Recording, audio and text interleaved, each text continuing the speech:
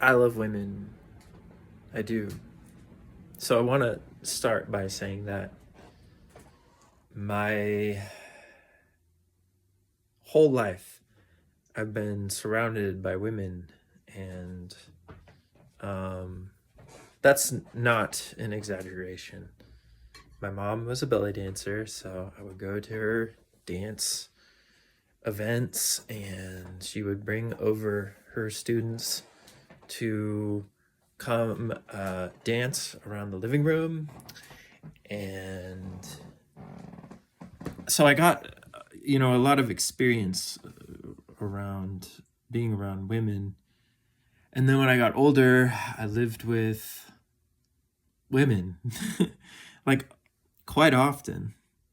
Lived with some girls from California, told me I could rent out the basement, so I did.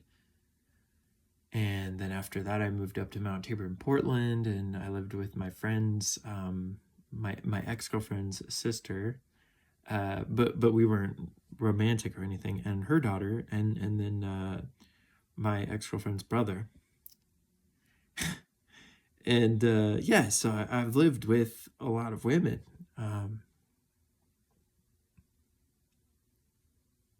I feel comfortable living with women. Um, something more comfortable about that than living with dudes, or maybe let's just say more like the traditional type dude, like a masculine kind of dude who has like a traditionalist idea of masculinity. I've definitely lived with like existential guys who are interested in like spirituality and going into a deeper feeling and experiencing a deeper level of consciousness. But back to the subject of women, um, because it seems to be coming up today.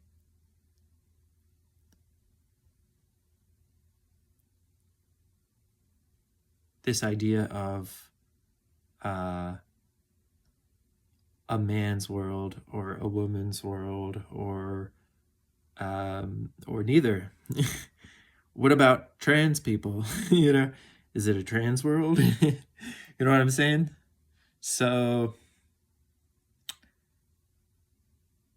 along with that idea comes various assumptions, and my guess is like the fluid nature, or like the yin relationship to the world and the form, is just a more easeful, peaceful way of being. But also, the yang orientation of saying what you mean and expressing yourself and being frank and blunt, that also has a place. That also needs to exist. It also serves a function. Um, the interesting thing about yang types of expression is they always are kind of in a process of refinement, whereas yin, sure, there could be a wounded yin, but the yin is kind of always seen as the victim or the innocent one, whereas the yang is seen as sort of like the perpetrator or the predator or the antagonizer, or something like that, right? Because it's an active, because it's so active, like it appears very active, and on purpose in its expressing. It seems like all of it and its characteristics are always on purpose, and therefore it should be 100% in control, and also that it is, that the illusion is that it is 100% in control. Now granted, we all do the best we know how to do, but I think we all know deep down that not only men but women as well express themselves in a way that looks on purpose but comes from ignorance. It comes from a blind spot. And how do we know that? Well, because it hurts other people. Like The story of Candy, who ended up, murdering her neighbor with the axe. I know that's kind of an extreme case, but it's a perfect example of a yang action emerging through a feminine body that looks like it's on purpose, like that the person, 100% meant to do that thing. So it's easy to get kind of hoodwinked into thinking that if something looks really deliberate, that it is really deliberate, in the sense that full consciousness, that it's imbued with consciousness, that it's imbued with awareness. It's not imbued with awareness, because when I think that I can hurt my brother, I'm literally insane. And I think my brother did something to me, and I think that, like, I have to seek revenge or demand forgiveness from him, etc. And of course, deep down, we know that that's absolute bullshit. We sense that it's not true because we know that it produces a bad feeling, and the bad feeling tells us that it's not true. And all the actions that stem from that bad feeling and negative thought are also untrue. Now, does that mean that we, shouldn't put people in jail or whatever for breaking the law or what have you?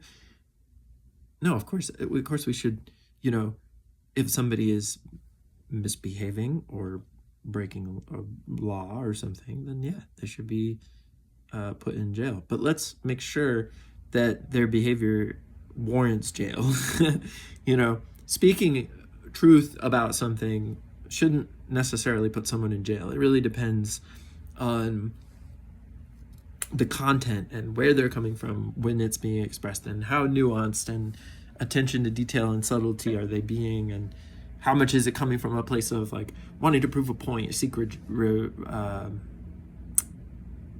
revenge, right? It all goes back to that saying, would you rather be right or would you rather be happy? And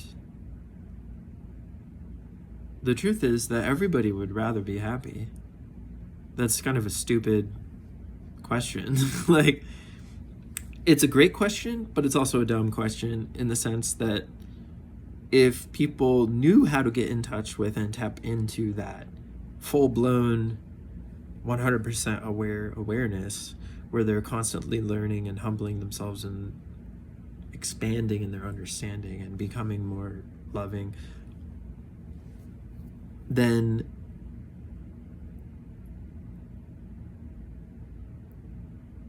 they would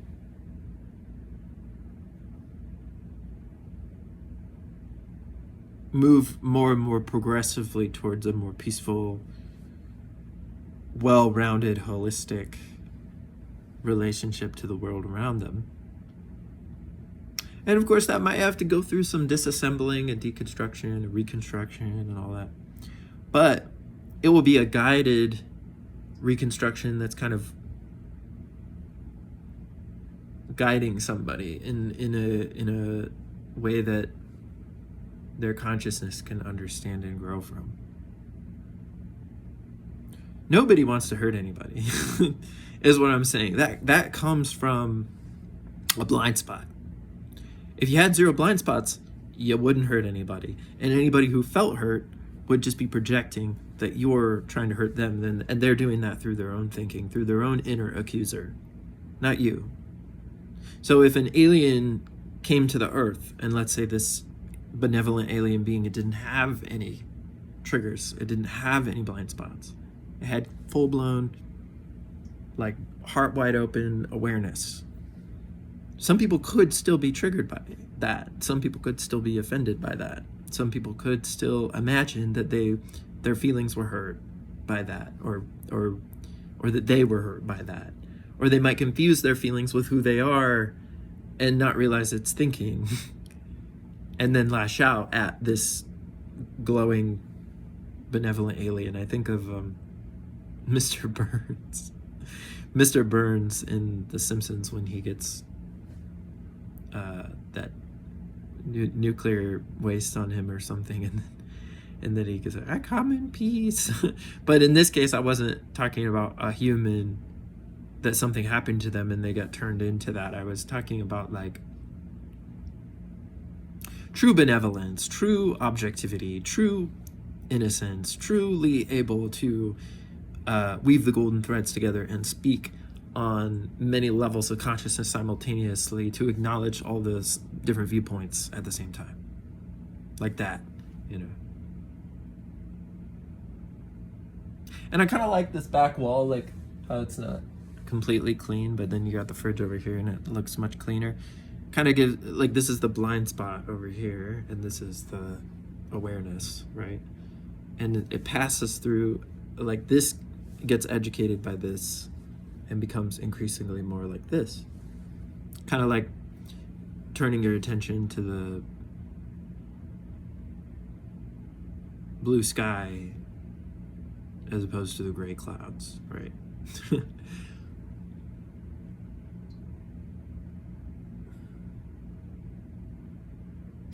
And it's amazing how simple that metaphor is, and yet how powerful, how potent, how clarifying, and how quiet it makes the mind,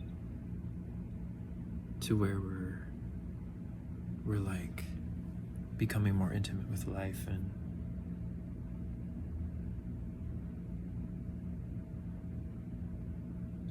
experiencing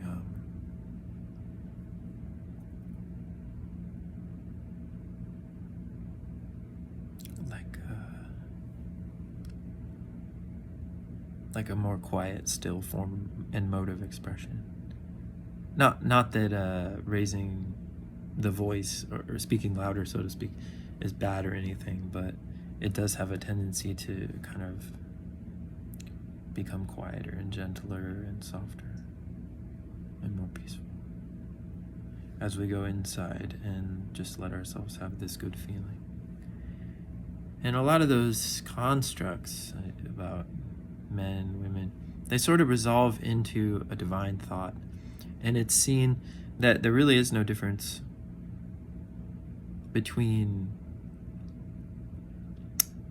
genders. Human beings are primarily dealing with one thing, which is thinking. And they're either believing a negative thought or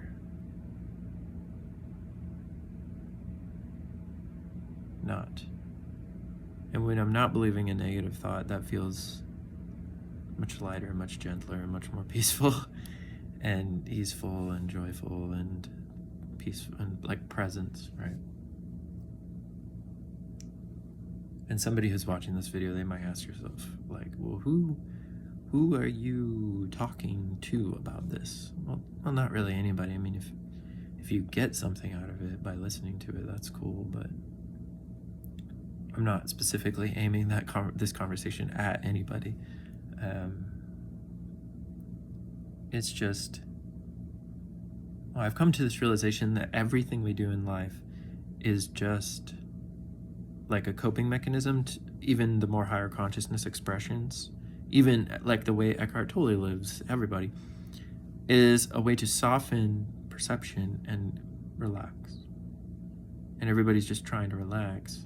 But some people have a lot of trauma and lack of awareness, and they don't really realize that what they're after is an at-home feeling in themselves, is like a good feeling inside.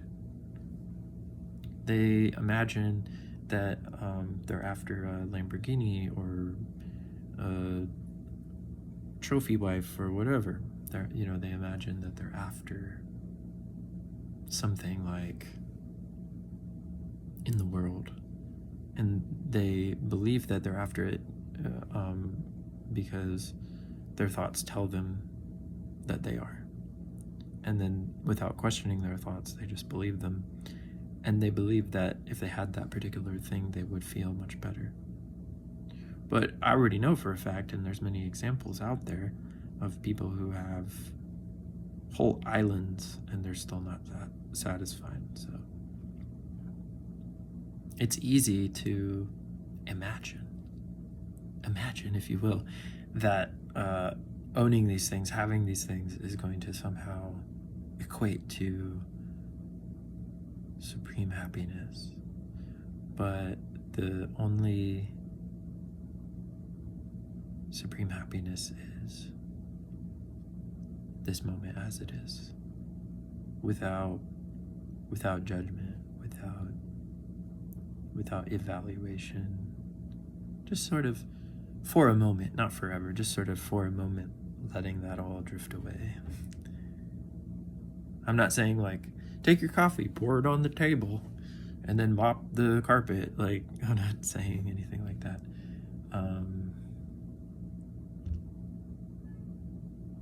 It's more like just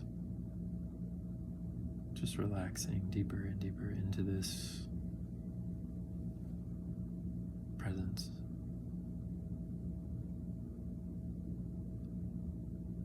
The ones that come to me, the words that come to me always are ease, peace, and joy.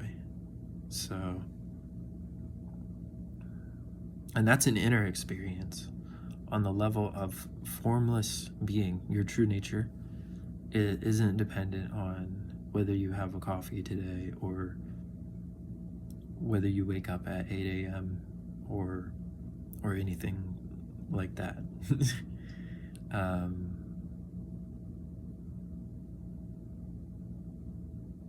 It's more so dependent on trust inside and allowing that trust to blossom into deeper and deeper beautiful feelings. And maybe that sounds a little bit elusive, but let me clarify what I mean a little bit.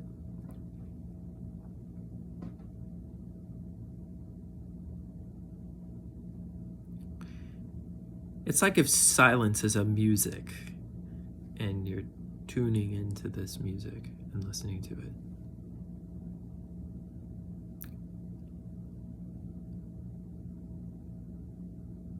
And giving that silence a chance to kind of permeate your being and expand within the heart of what you are, so that you can just let go of all the spiritual concepts and just be like, oh yeah, I'm sitting in a chair, it's a beautiful fall day,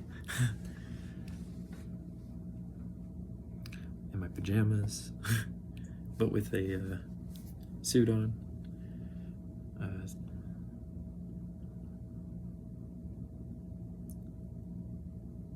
Many things to be grateful for, including just simply the feeling of gratitude itself. So,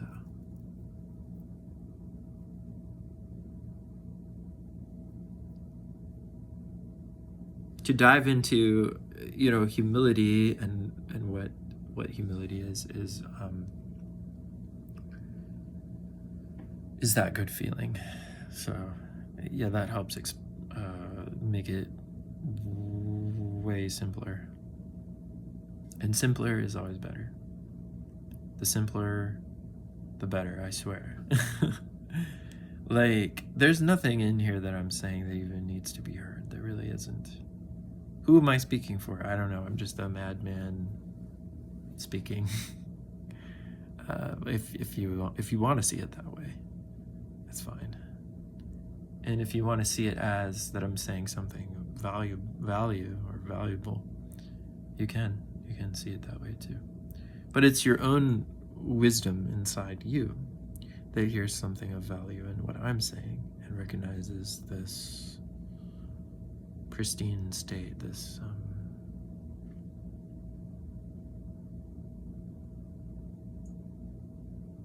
peacefulness, this clarity, this ease, this joy, this presence. So I think that's about all. We're at about 20 minutes here.